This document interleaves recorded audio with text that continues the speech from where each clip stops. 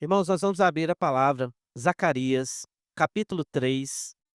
Estamos aí na quarta visão, né, que, nós temos no livro, lembrando que são, 8 visões dadas numa noite só, né, e elas então estão interligadas, elas querem chamar atenção para a gente para restauração, né, do povo, e também tem um princípio para nós também, com certeza, que o Senhor tem nos transmitido, né. E hoje, mais uma oportunidade, nós estamos aí no capítulo 3 e diz assim, irmãos, os irmãos acompanhem a leitura: "Deus me mostrou o sumo sacerdote Josué, o qual estava diante do anjo do Senhor, e Satanás estava à mão direita dele para se lhe opor.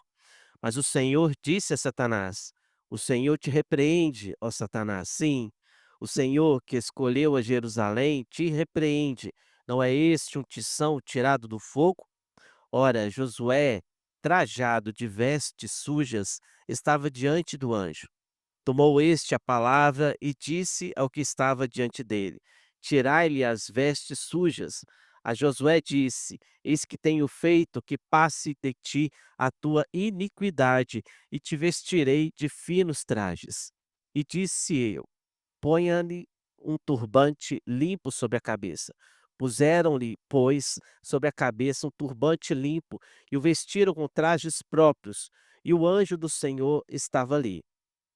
Pro Protestou a Josué e disse: Assim diz o Senhor dos exércitos: Se andares nos meus caminhos e observardes os meus preceitos, também tu julgarás a minha casa e guardarás os meus átrios, e te darei livre acesso entre estes que aqui se encontram.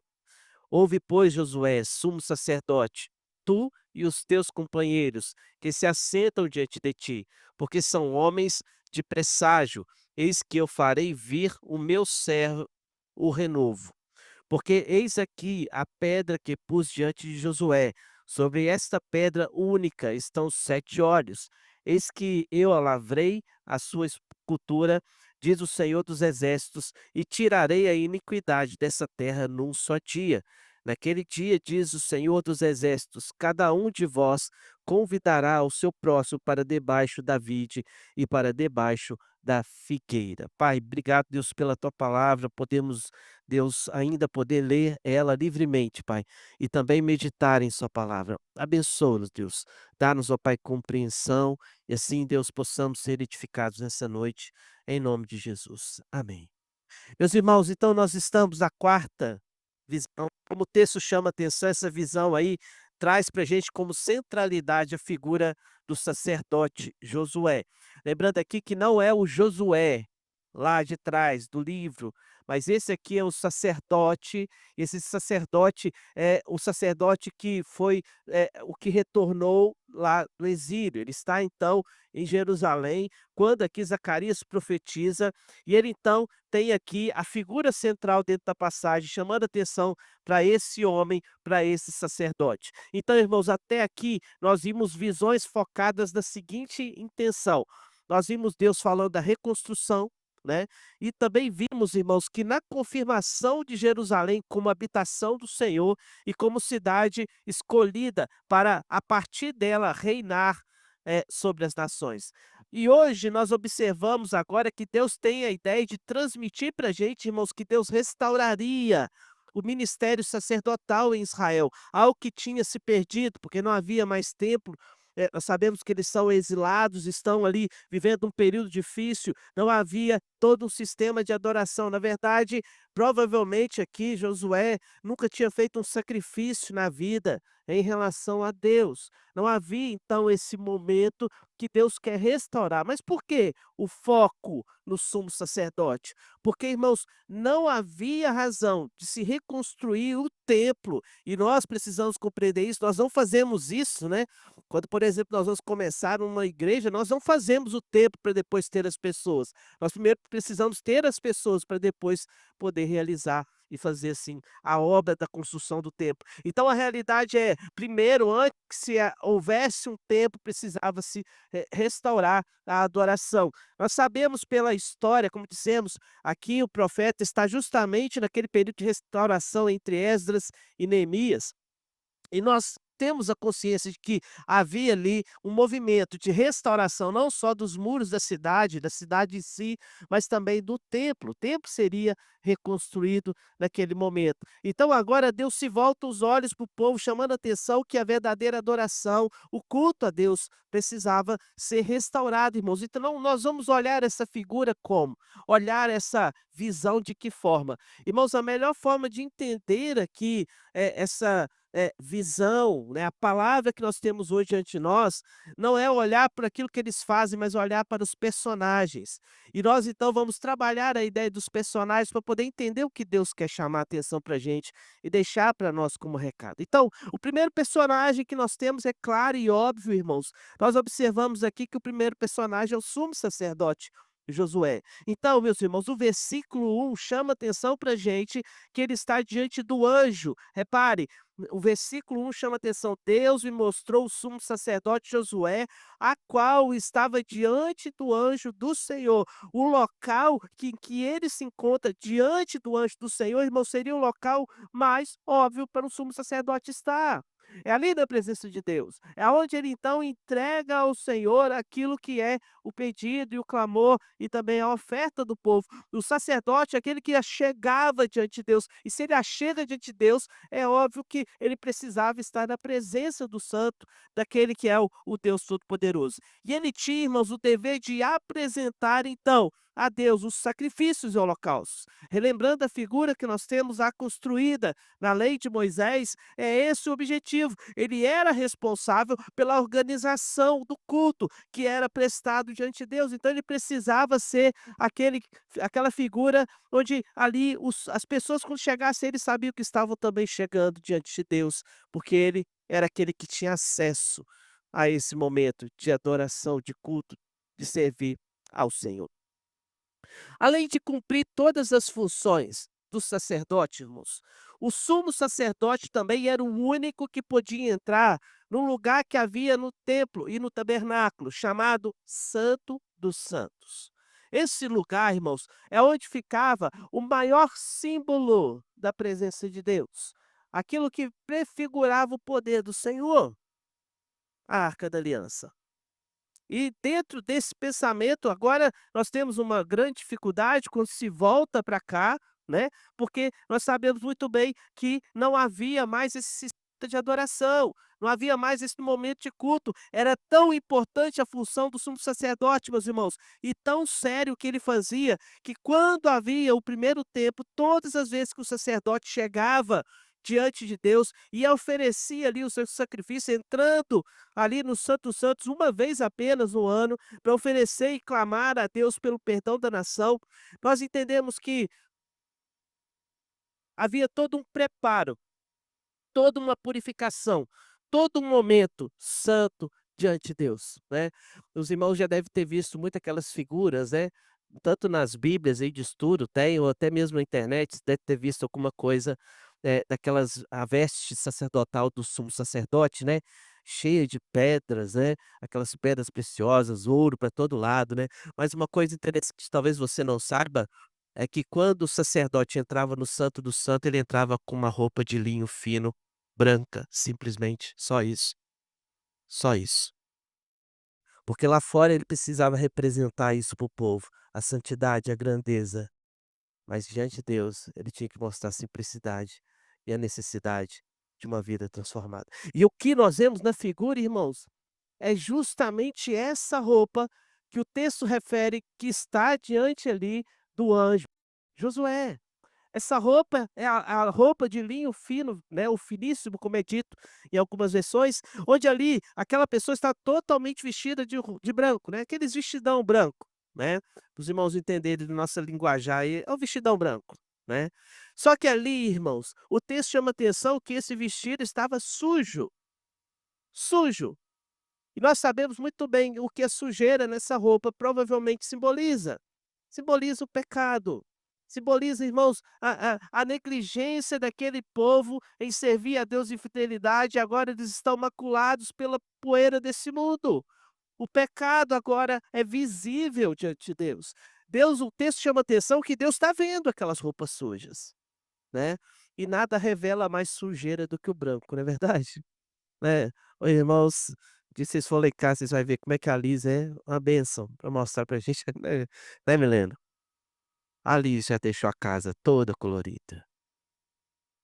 O Adilson, ele fala, essa semana ela virou e falou assim: "A casa onde você mora, Liz?"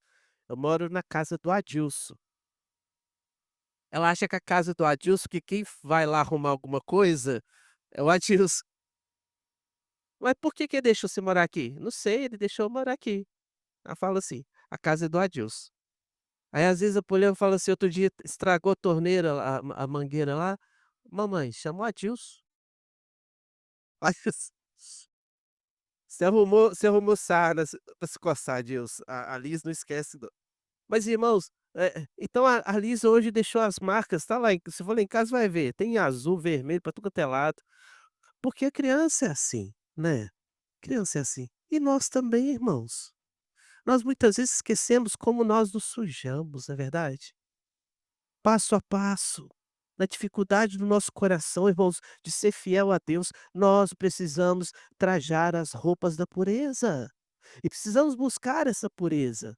Irmãos, é tão sério que o texto chamando a atenção, que eu preciso te recordar que Levítico capítulo 10, versículo 1 e 2, vai nos lembrar que Nadab e Abiú, irmãos, por muito menos, não tinham nem as roupas sujas, por muito menos, simplesmente ofereceram um fogo e queimaram um incenso não agradável a Deus, e Deus simplesmente os matou. Eles morreram no momento que entraram. Porque eles simplesmente ofereceram algo que não agrada a Deus. Agora, irmãos, o sumo sacerdote, no versículo 3, então, é descrito como esse homem que está vestido de roupas sujas, olha, trajes sujos diante dos anjos. Ele não passou pela purificação. E qual é a ação do sumo sacerdote diante do anjo, irmãos? A ação dele é passiva. O versículo chama atenção que ele está ali simplesmente só na frente do anjo, simplesmente parado, simplesmente aguardando. Ele não tem ali nenhum movimento ou atitude diante do anjo. Ele é passivo. Ele se achega ao anjo, mas não assume uma postura de atividade. Se olharmos, irmãos, para uma visão semelhante lá em Isaías capítulo 6, nós vamos observar que Isaías, quando descreve a visão que está tendo da presença do Senhor, a atitude dele é a mesma. Só há o lamento no coração dele. Ai de mim, Senhor. Ai de mim. Eu sou um homem de impuros lábios. Eu estou na presença dos santos santos. E ele achou aqui, agora é meu fim. Eu não vou suportar. A realidade, irmãos, é que há sim a necessidade de pureza. E nós sabemos muito bem, vendo Isaías na presença de Deus, interessante, né? Mas é na presença de Deus que Isaías é purificado. É na presença de Deus que ali ele é tocado na sua boca, né? Na sua língua, com tição, e ali o texto chama a atenção que ele é purificado dos seus pecados. Então, irmãos, o estado que Josué está, com suas roupas sujas, que simboliza o pecado, está aparentemente prestes a receber a ira de Deus sobre si por causa do pecado do povo. Por causa do pecado do povo. Eclesiastes 9, versículo 8 nos aconselha: em todo tempo sejam alvas as tuas vestes. Nós precisamos andar, irmãos, prontos, preparados. Em Apocalipse capítulo 7, versículo 9 a 17, irmãos, quando João tem a visão dos glorificados, eles são achados diante de Deus com vestes brancas. A veste branca é o que simboliza então a pureza. Essa veste precisa ser purificada. Nós precisamos constantemente nos purificar. Nós precisamos constantemente ser sarados da nossa dificuldade, do nosso pecado. Tanto é que você que é membro aqui da igreja, e eu até que você que nos visita, sabe por que então que todo culto nós temos um momento de confissão de pecados. Porque quando chegamos à presença de Deus, nós precisamos estar puros, santos, limpos diante de Deus. Ele requer isso de nós. Isaías 59, versículo 1 e 2 chama atenção para a gente que as nossas iniquidades fazem separação entre nós e o nosso Deus. E ele assim não nos ouve. Então, por isso que antes do momento de adoração, nós confessamos. Por isso que antes de levarmos o nosso louvor, ou até mesmo ouvir a sua palavra, nós confessamos que precisamos da sua purificação, e aí sim adoramos, e aí sim entramos, e assim chegamos à presença de Deus. Irmãos, nós vemos então que assim a igreja é diante de Deus. A igreja é santa e purificada por esse Deus, mas ela precisa então ser trajada de vestes brancas, puras, santas.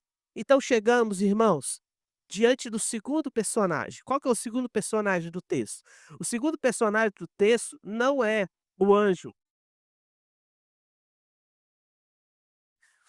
mas é o personagem que está ao lado do anjo na nossa visão. E ele está ao lado do anjo e se encontra ali com um objetivo não muito bom, não muito agradável. O que nós vemos, irmãos, do lado do anjo é justamente a figura de Satanás. Interessante que Satanás é uma figura bem apagada no Antigo Testamento. Ele praticamente não aparece, não se cita o nome. Nós vemos isso em Jó e algum outro texto falando, mas aqui Zacarias ele aparece nessa visão e o que o texto chama atenção para a gente, quando olhamos aí o versículo 1, irmãos, é que a mão direita de Deus Pai estava ele. Então, irmãos, Satanás está na presença de Deus também. Satanás está na presença de Deus para poder ali cumprir aquilo que é o propósito dele diante de Deus. O nome já significa inimigo das nossas almas. Ele é aquele que está em oposição. Oposição a quem? Precisamos lembrar que nessa visão, o que Josué significa e simboliza para a gente é a igreja. Então, se Satanás está lá, ele é o inimigo da igreja hoje. E como inimigo da igreja, irmãos, nós temos então aqui uma clara oposição. Ele é o opositor. Satanás está ali se opondo contra Josué, se opondo. Enquanto está Josué diante de Deus para ser julgado dos seus pecados, Satanás se apresenta diante de Deus para acusar o povo de Deus, a acusar. E está claramente acusando dos seus pecados. E nós podemos ver que lá em Jó, no capítulo de número 1, versículo 6, quando o povo ia a Deus, irmãos, diz assim: num dia em que os filhos de Deus vieram apresentar-se perante o Senhor, veio também Satanás entre eles.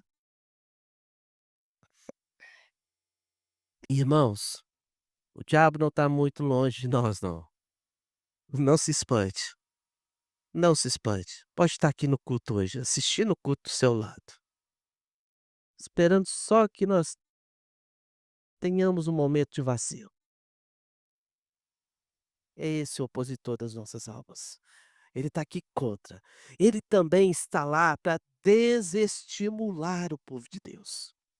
Desestimular o povo de Deus. Uma vez, irmãos, que está incapacitado de prestar uma adoração que agrade a Deus, eles deveriam desistir dessa adoração. Então, o que ele está, e talvez, irmãos, você não tenha noção da figura dele hoje na sua vida, talvez você não tenha noção disso, mas todo esse desânimo que às vezes está sobre você, essa sensação de que, olha, talvez eu não consiga tanta santidade e pureza como o texto chama atenção, que é requerido da igreja, e talvez eu não seja digno disso. É isso que ele está fazendo. Ele está te acusando, ele está te desestimulando e você está aceitando.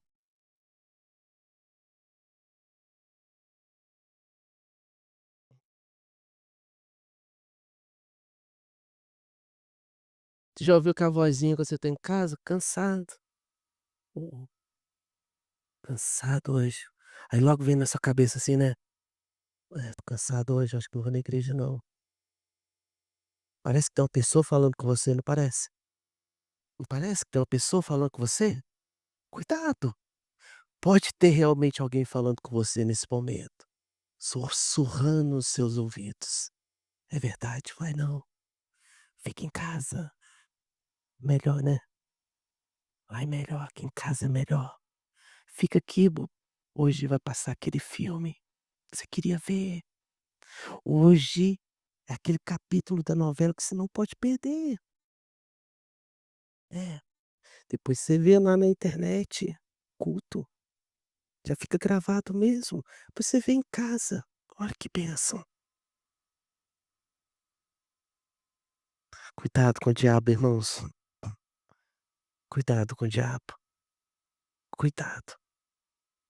A Bíblia diz que ele se disfarça de quê, irmãos? De trevas, né. Ele aparece horripilante na sua frente.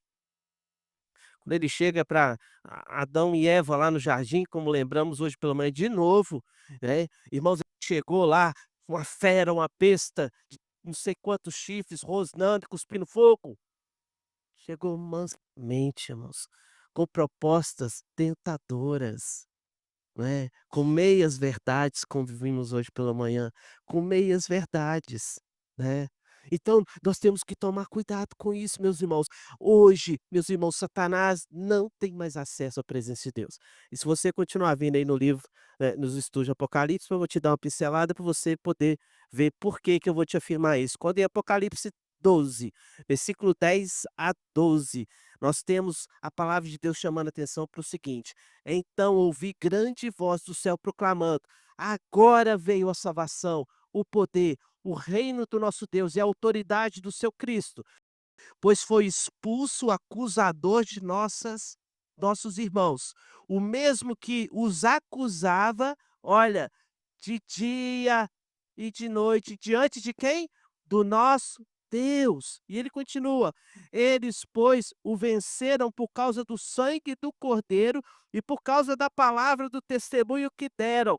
E mesmo em face da morte, não amaram a própria vida. Por isso, festejai, os céus, e vós, os que neles habitam. Aí ele lembra pra gente: ai da terra e do mar, porque pois o diabo desceu até vós, cheio de grande cólera, sabendo que pouco tempo lhe resta.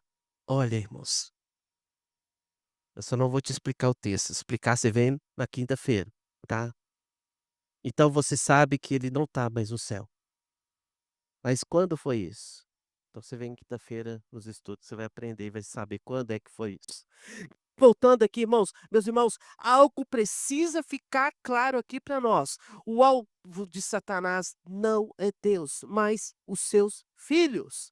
Ele sabe que o diabo sabe que não pode destruir Deus, mas ele sabe muito bem que ele consegue, irmãos, atacar gravemente a igreja. Ele consegue corromper a igreja. Ele consegue, irmãos, insinuar, como o texto fala, rodeando para que nós possamos assim cair em suas armadilhas. Satanás quer destruir o que é mais importante para Deus, irmãos, que somos nós, a igreja.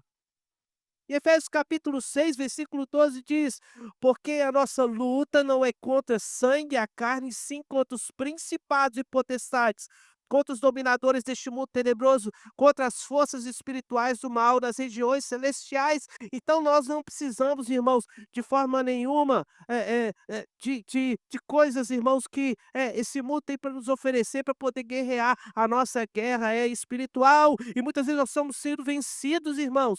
Nós somos vencidos, irmãos, no mundo das ideias, onde muitas vezes nós aceitamos as propostas diabólicas e nós achamos então que ele vem só com fúria, com espada, mas muitas vezes ele vem com propostas sedutoras e quando olhamos isso já é muito tarde. Irmãos, não se engane, muitos do que caminhavam com a gente, não tem um hino que diz isso, né? Muitos que andavam e agora para longe de ti vão, muitos que aceitaram. Muitos que ouviram propostas, muitos que ouviram ideias, muitos que ouviram seduções. Muitos, muitos. Irmãos, e aí chegamos no terceiro personagem. O terceiro personagem, e aí sim nós observamos que o texto mostra Deus. Aqui é clara a indicação de que a ação de Deus, embora Josué esteja com vestes brancas, irmãos, é a de favorecer Josué. E olhando então, consequentemente, como ele representa o povo diante de Deus, ele também quer favorecer o povo. O versículo 2, nós vemos, irmãos, a representação de Deus a Satanás e uma declaração, irmãos, efusiva, quando ele então repreende: "O Senhor te repreende, ó Satanás, sim, o Senhor que escolheu a Jerusalém te repreende. Não é esse um tição tirado do fogo?" Então o texto chama atenção, irmãos, que a figura, a visão está sendo aqui descrita para nós é que há claramente uma dura repreensão de Deus em relação a esse personagem, Satanás. E assim, irmãos, diante disso, nós observamos que Deus é a favor do seu povo. Mesmo em pecado, Deus é a nosso favor. Mesmo sujos, irmãos, Deus está ali por nós. Por nós. Eu preciso te lembrar, lembra quando Pedro está lá efusivamente convencido de que ele poderia trazer Jesus à consciência de que ele não devia morrer na cruz. Não vai morrer não, vai não. O senhor não vai morrer. Jesus vira para ele: "Arreda-te, Satanás, arreda-te. Você está aceitando as palavras do diabo, ô Pedro. Você está querendo é isso, Pedro". É. Irmãos, e logo depois, a gente vê Jesus falando com Pedro: "Ei Pedro, você sabia que o Satanás requereu a sua alma, e eu clamei ao Pai por você, Pedro?" Por que que ele que é requerer? Já parou, você não para pra pensar às vezes na sua leitura diária, o que que isso quer dizer, irmãos? Quer dizer que o diabo estava cobrando para Deus que Pedro, a alma de Pedro era dele, que Pedro não é digno do seu amor, que Pedro não é digno da sua consideração, que Pedro deveria ser abandonado por Deus, mas Cristo clamou a Deus Pai por ele. E nós sabemos muito bem que Pedro estava errado. Mas mesmo assim Jesus defende os seus. Quando ele disse que nenhum sequer dos seus se perderia, ele confirma isso nesse momento, que ele não se deixou perder Pedro. Ele não permitiu que simplesmente o diabo tomasse conta daquele homem. Então, irmãos, em um mundo perdido, condenado ao fogo, Deus clama que a escolha salvífica fosse favorável ao seu povo. Então Deus os tirou do fogo da condenação e chama-os então para se viver uma vida como escolhido de Deus, a salvação. E além de fazer, irmãos, essas acusações sobre Josué, o versículo 4 e 5 nos diz que Josué é purificado. Olha só, tomou este a palavra e disse aos que estavam diante dele: tirai-lhe as vestes sujas.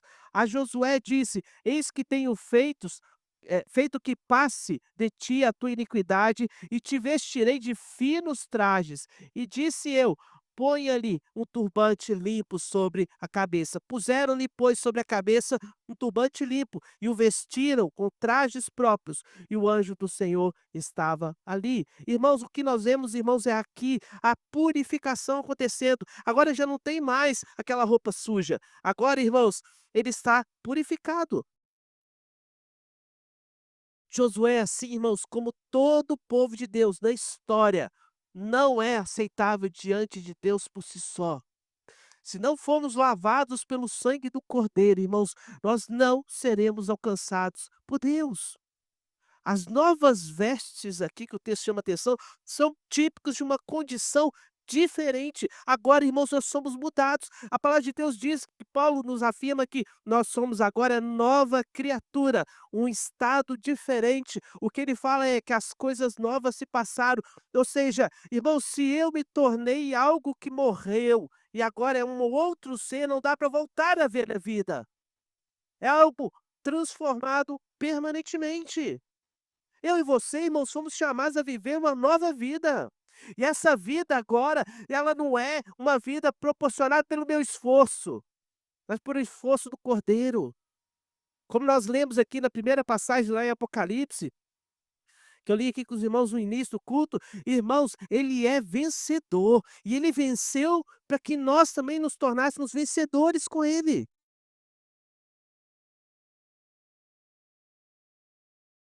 Jesus já tinha dito para os discípulos, né: "No mundo terás aflições, mas tem de bom ânimo, porque eu venci". Paulo fala: "Por essas coisas digo que somos mais que vencedores em Cristo Jesus". Nós somos mais que vencedores.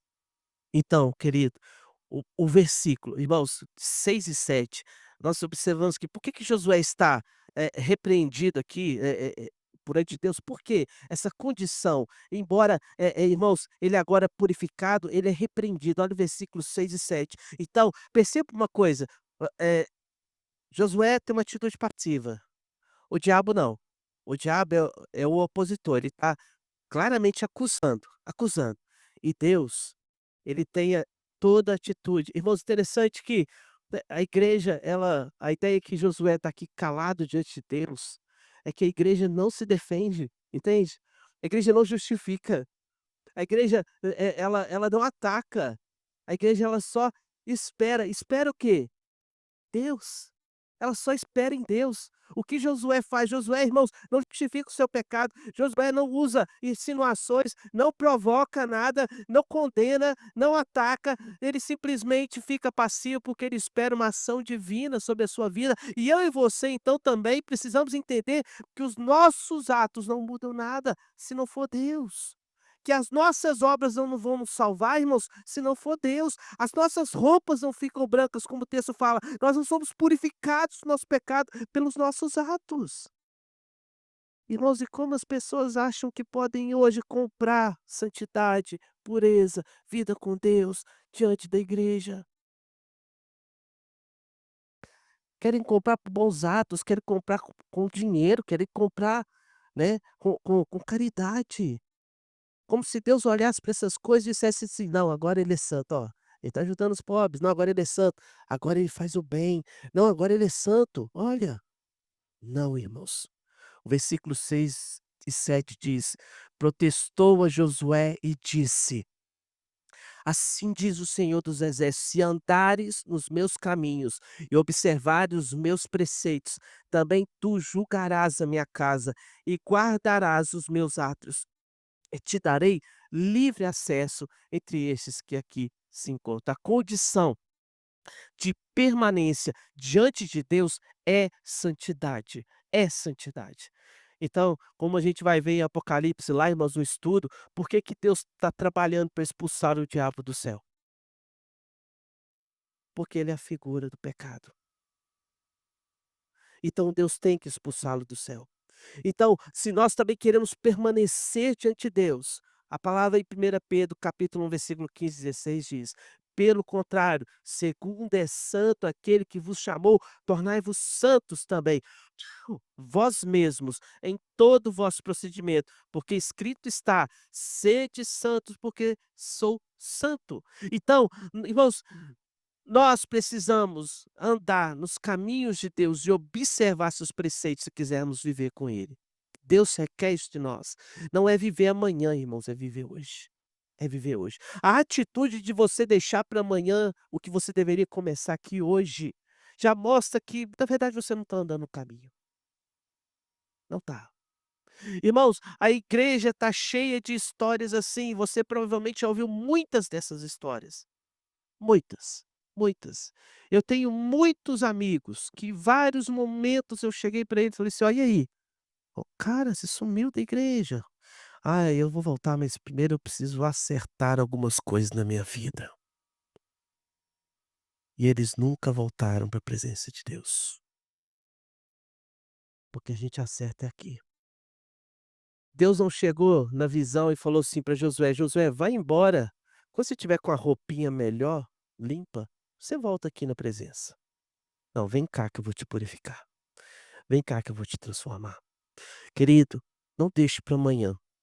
Amanhã pode ser tarde. Amanhã pode ser tarde. O profeta Isaías fala: "Buscai o Senhor enquanto se pode achar, invocai-o enquanto está perto. Deixe o iníquo seu caminho e volte-se para o Senhor". Irmãos, Deus tem promessas para o seu povo. Versículo 8, ele deixa bem claro isso, eu queria que você estivesse lendo comigo.